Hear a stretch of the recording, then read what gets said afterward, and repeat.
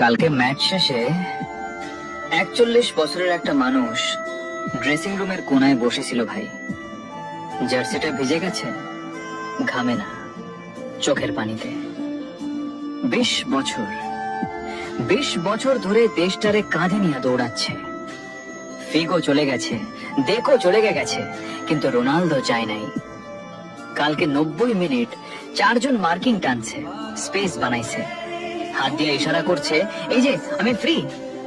আর ওর টিমমেটরা বলও পায়নিয়া নিজের স্টার ভাবছে, ইগো দেখাইছে।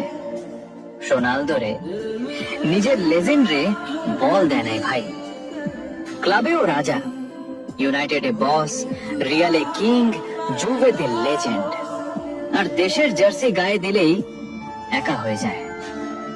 মেসির পাশে ডিপল দৌড়ায়, ম্যাক অ্যালিস্টার জীবন দেয়, আর রোনালদোর পাশে ইগো দাঁড়ায় থাকে ভাই।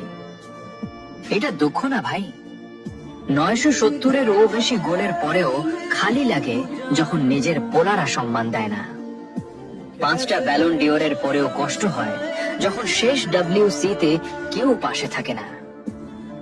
কালকে ম্যাচ শেষে রোনালদো বুঝে গেছে, ট্রফি হয়তো হবে না, কিন্তু ওর চেয়ে বড় কষ্ট নিজের দেশের প্লেয়াররা ওরে বুঝে নাই।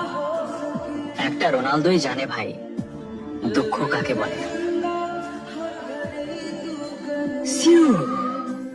কিন্তু আজকে গলা দিয়ে আওয়াজ বের হয় না ভাই।